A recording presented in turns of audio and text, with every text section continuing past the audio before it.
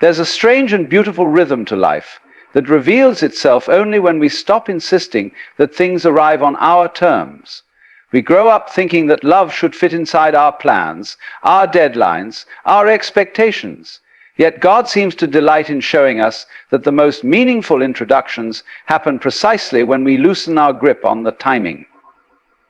It's almost as if the moment we stop pushing the river, it begins to flow in the direction meant for us all along. When God introduces you to your soulmate, it rarely feels like an event you could have scheduled.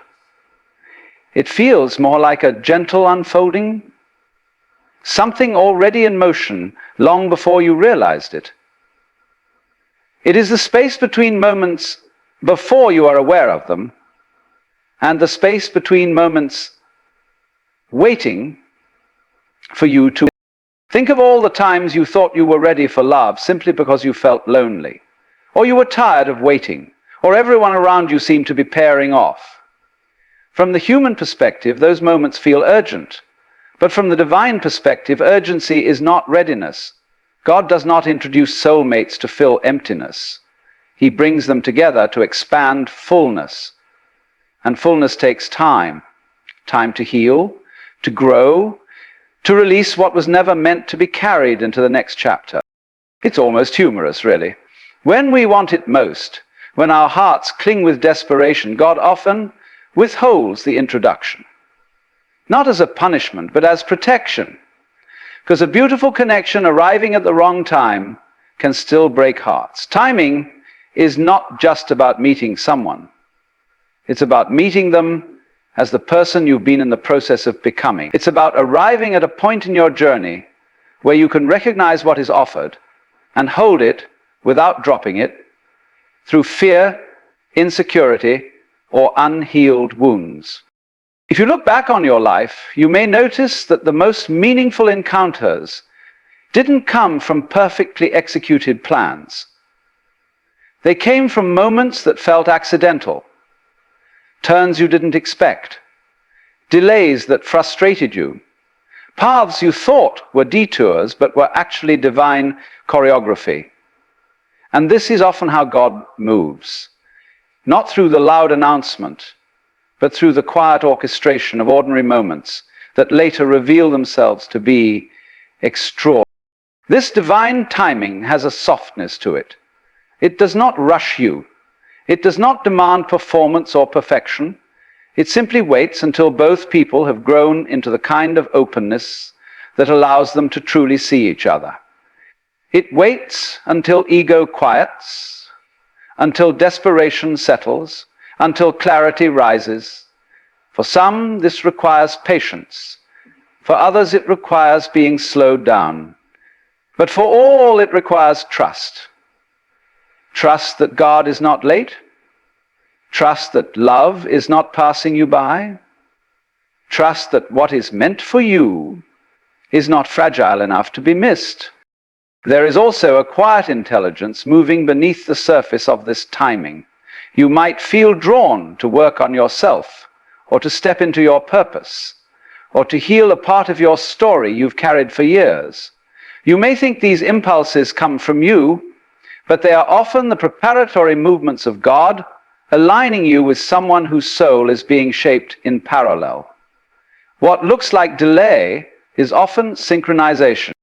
And when the moment finally arrives, when God's timing reveals itself, you'll notice how little striving is required. There is no sense of having forced anything open. Instead, there is recognition, a feeling that the meeting was not the beginning of something new, but the continuation of something that has been waiting beneath the surface of your life for a long time. It doesn't feel rushed or pressured. It feels natural, inevitable, almost quietly familiar. You understand, in a way deeper than thought, that this was not random, this was arranged. This is why divine timing is less about waiting and more about becoming, less about searching for someone and more about allowing God to prepare you for someone. And once that preparation reaches its quiet completion, the introduction feels almost effortless, as if God simply opens two doors that had been leading toward each other all along. And so, the first way God introduces you to your soulmate is through timing, not human timing, but sacred timing. The kind that arrives not when you demand it, but when your life and their life finally echo the same frequency, the same readiness, the same openness to love that is not hurried, not grasping, and not afraid. This is the moment when God whispers, "Now." There is something remarkably subtle about the way purpose weaves people together. We often imagine soulmates arriving through sparks, grand emotions, and perfect romance, as though love were a lightning bolt meant to strike us without warning. Yet, in the quiet design of things, God tends to introduce soulmates through something far more grounded and enduring. Purpose. Not the kind of purpose that sounds good on paper, but the deeper calling that stirs beneath the surface of your life. Your reason for being, the direction your soul has been leaning toward, even when your mind wasn't paying attention. To begin walking toward that purpose, something fascinating happens. The world around you begins to arrange itself in ways you could never have planned. Doors open, people appear, paths cross that were once parallel, and in the midst of this movement, God often places someone whose life has been quietly shaped by a similar pull. It's not that the two of you have identical missions, but rather that your purposes complement each other, like threads that were meant to be woven together. You may notice this long before you notice the person themselves. You might feel drawn to new experiences, new environments, new conversations. You may sense a deepening of your own calling or a sudden clarity about what you are meant to contribute to the world. And while all of this feels personal, it is also preparing you for someone whose journey is unfolding in a rhythm that will resonate with yours. The introduction begins not with the meeting, but with the movement. Your movement toward who you were always meant to become. There's a certain beauty in recognizing that relationships anchored in purpose don't need to be forced. They don't require you to chase or manipulate or push your way into someone's life. They grow naturally, like two seeds planted in different places that eventually reach toward the same sun. When God uses purpose as the introduction, the connection feels less like a collision and more like an alignment. There is a sense that you are both headed towards something larger than yourselves, and that your meeting is simply a part of that larger unfolding. And you may find that this person doesn't distract you from your purpose. They amplify it. They awaken parts of you that had been dormant. They challenge you in ways that refine you rather than diminish you. They support your growth without needing to control it. In their presence, your path feels clearer, not cloudier. This is because God aligns you not based on emotional infatuation, which fades. In fact, you might realize that had you met this person earlier, before your purpose became real to you, the connection might not have made sense. You might not have recognized the significance of who they were. Or you might have been too entangled in old versions of yourself to appreciate the harmony they could bring into your life. Purpose sharpens your vision. It tunes you to the frequency of someone whose spirit is moving in a similar direction, even if their outward life looks entirely different from yours. You can see this reflected in the way conversations unfold with such a person. There is an ease, a depth, a sense that you are speaking from the same center. Even if your experiences have been completely different, you find yourselves inspired by similar things. You sense the same longing for growth. You feel the same desire to create something meaningful out of your time on this earth. It's as though your souls recognize a familiar momentum in each other. And this recognition is not loud. It doesn't need to be. It's more like a quiet knowing, a feeling that being connected to this person somehow strengthens the direction in which your life is already moving. There is no sense of losing yourself. Instead, you find yourself becoming more of who you were always meant to be. This is the hallmark of a divine introduction through purpose. It brings alignment, not confusion. God does not waste connections. He does not intertwine two lives simply for comfort or convenience. He joins purposes, missions, destinies. He introduces soulmates in such a way that both lives expand.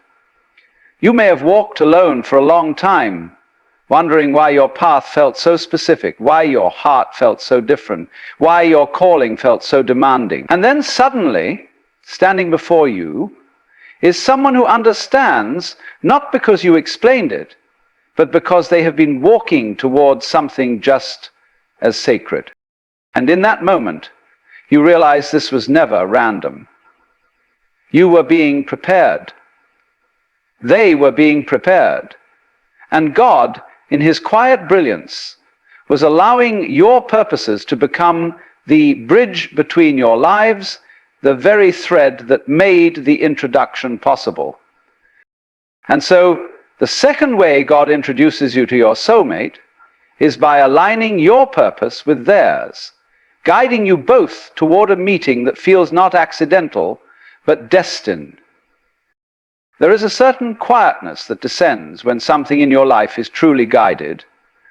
It doesn't shout for your attention. It doesn't demand urgency. It doesn't create the restless tug-of-war between desire and doubt.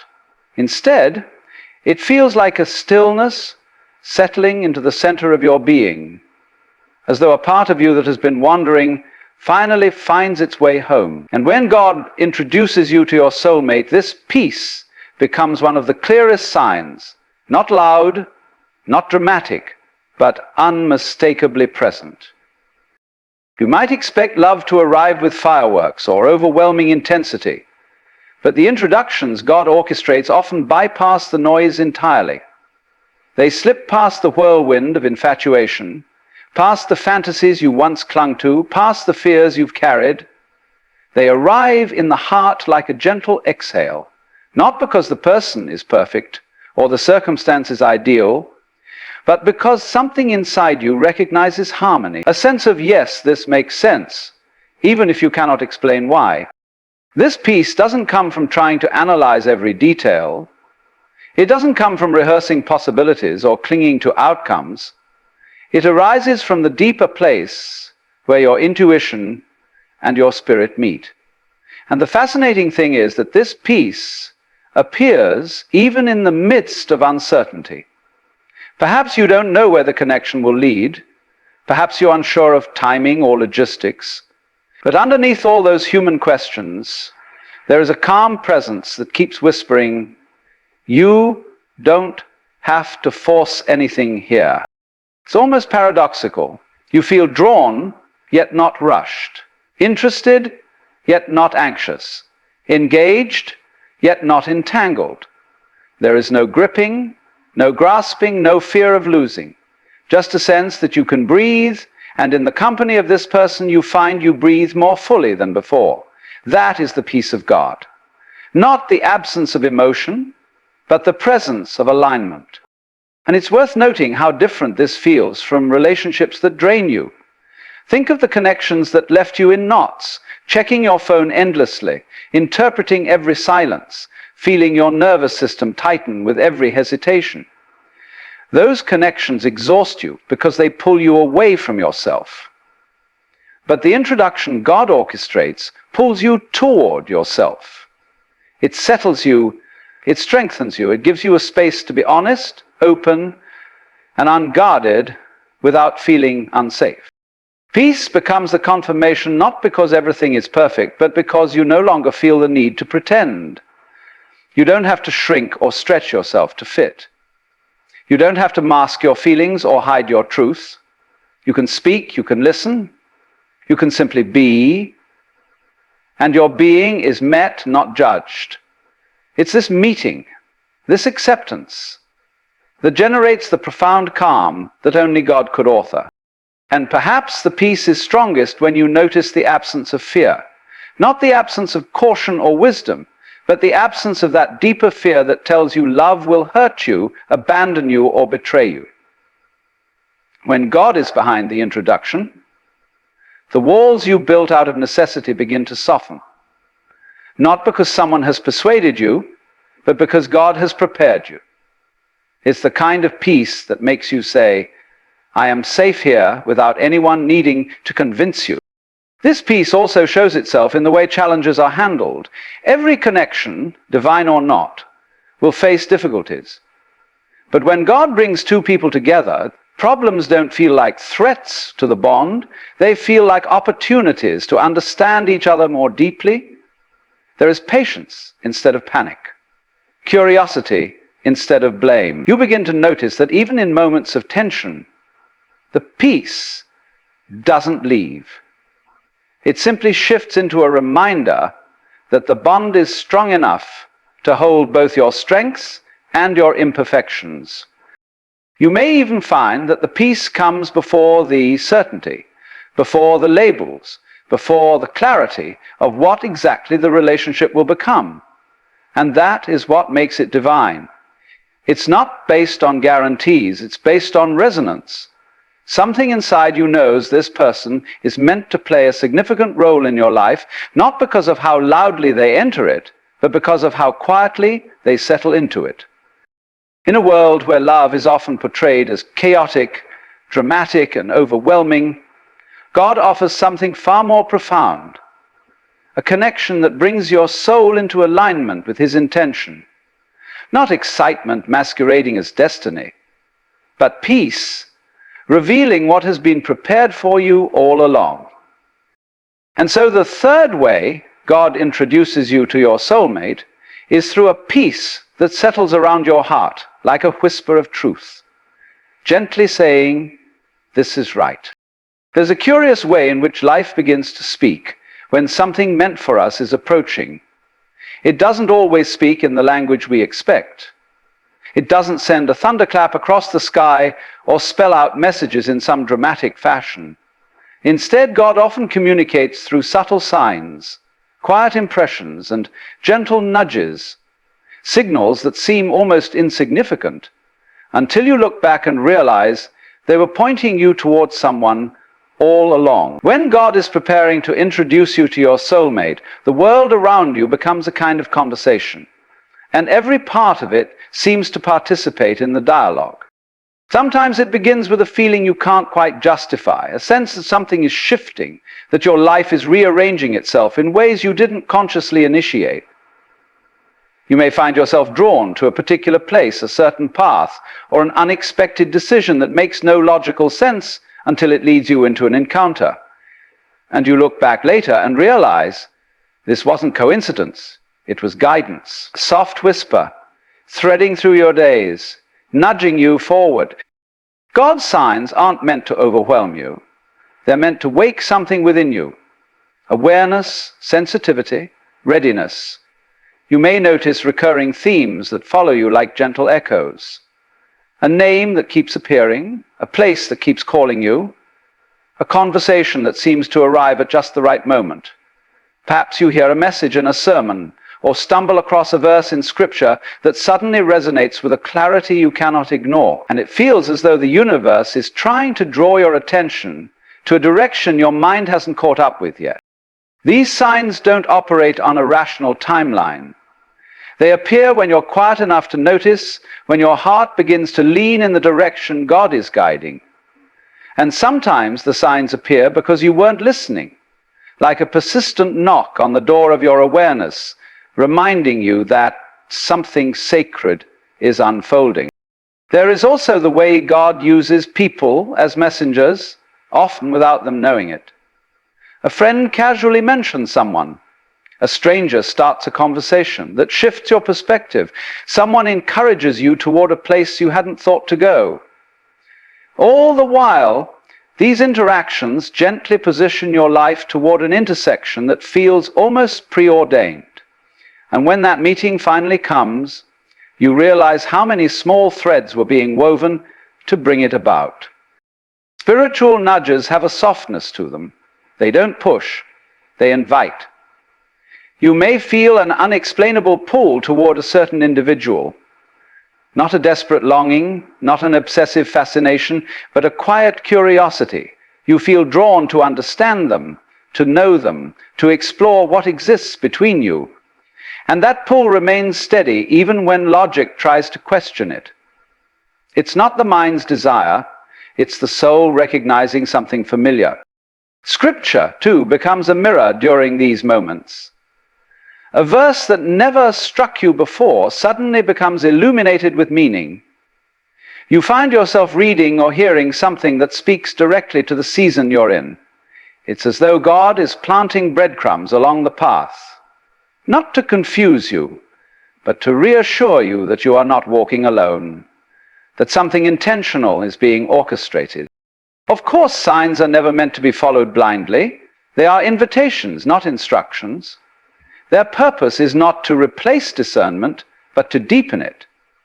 God does not use signs to create obsession. He uses them to soften your heart toward a possibility you may not have recognized otherwise.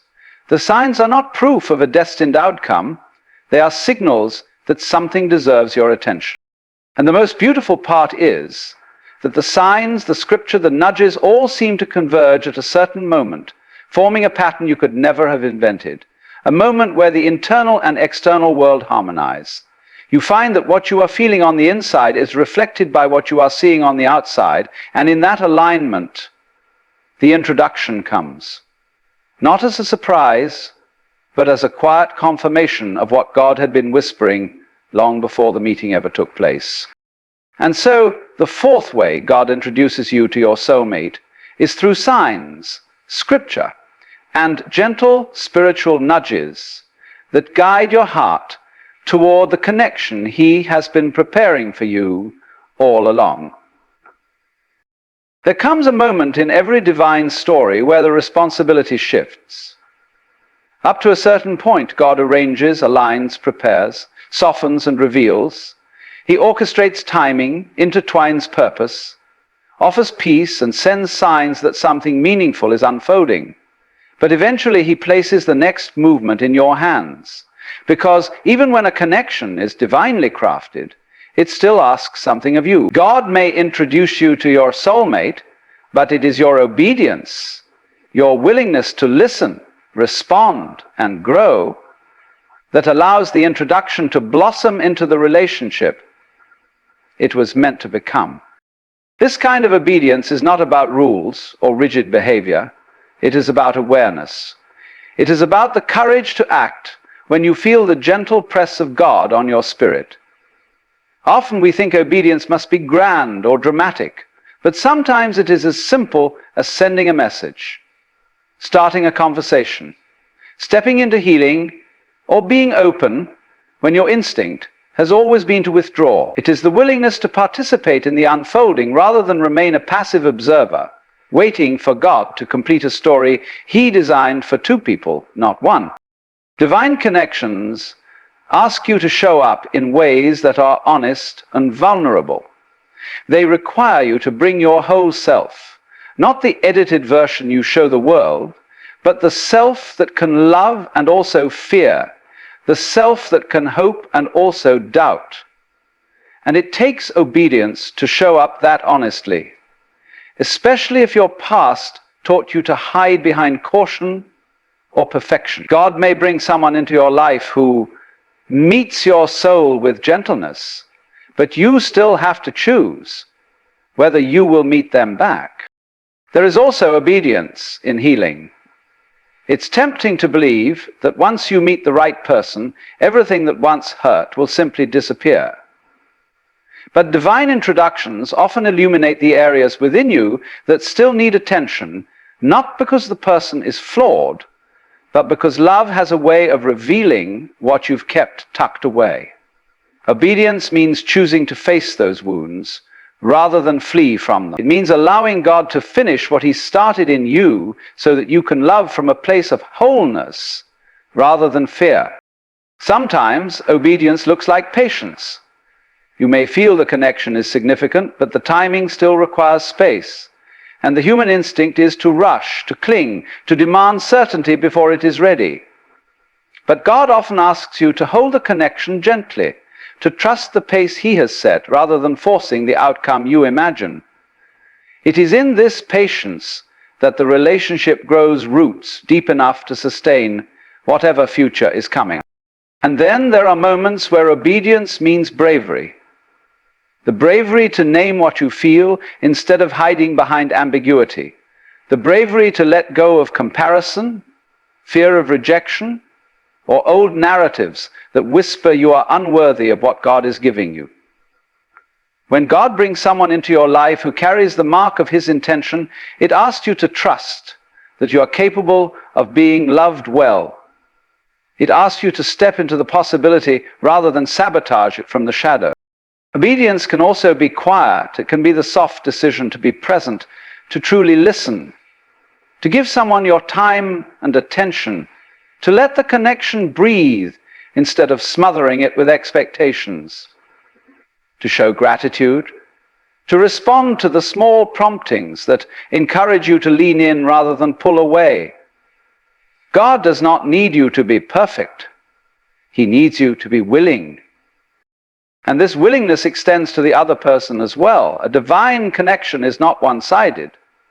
You will see opportunities where your kindness, patience, resilience, or compassion allow the relationship to unfold more gracefully, not because you are trying to earn anything, but because you recognize the sacredness of what God has placed in your hands. You become a steward of the connection, gentle, attentive, open. For many people, the greatest challenge of obedience in love is releasing control, letting go of the insistence that everything must unfold exactly as they imagine. But divine love rarely fits into human expectations. It unfolds in its own rhythm, its own timing, its own brilliance. Our task is not to force it, but to follow it, to allow God to lead while we respond with trust. And so the fifth way God introduces you to your soulmate is through the quiet invitation to obedience, calling you to participate with intention, presence, courage, and openness in the sacred connection he has placed before you. As this journey draws to its close, it becomes beautifully clear that the way God brings two souls together is never random, never rushed, and never without intention. Everything he does is woven with an intelligence deeper than anything the mind can grasp. When we step back and look at the path that leads two people toward one another, we can see how divine timing shapes us, how purpose aligns us, how peace settles us, how signs guide us, and how obedience invites us to step fully into what God has prepared. Each movement is gentle, almost poetic, as if life itself were whispering, "There is more unfolding here than you realize." We begin to understand that soulmate connections don't appear because we chase them, demand them, or manipulate the world into offering them. They surface when we grow into the version of ourselves capable of recognizing what God has placed before us. Timing teaches us patience. Purpose brings clarity. Peace silences fear. Signs awaken intuition, and obedience opens the door we might otherwise walk past. Each of these movements shapes us into people who can not only receive love, but honor it.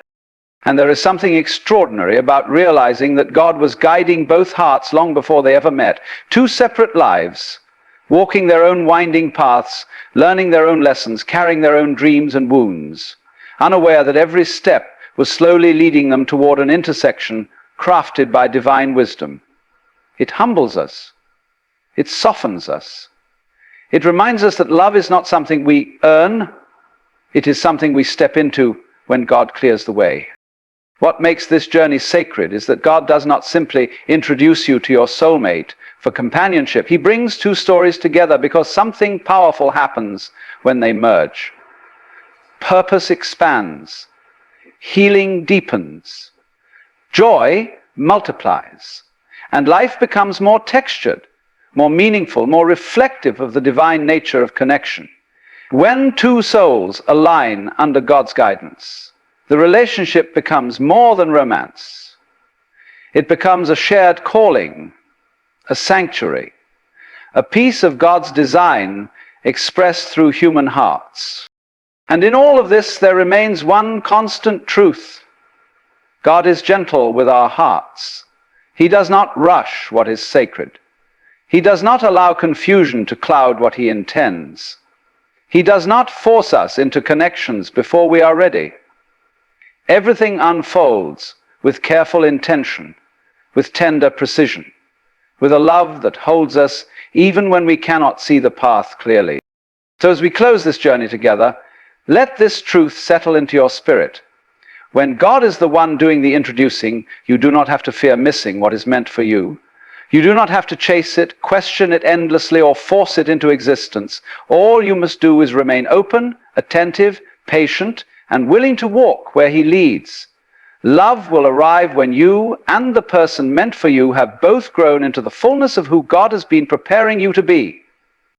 Thank you for listening. Thank you for your openness. And may God bless you with clarity, courage, and the grace to recognize divine love when it arrives.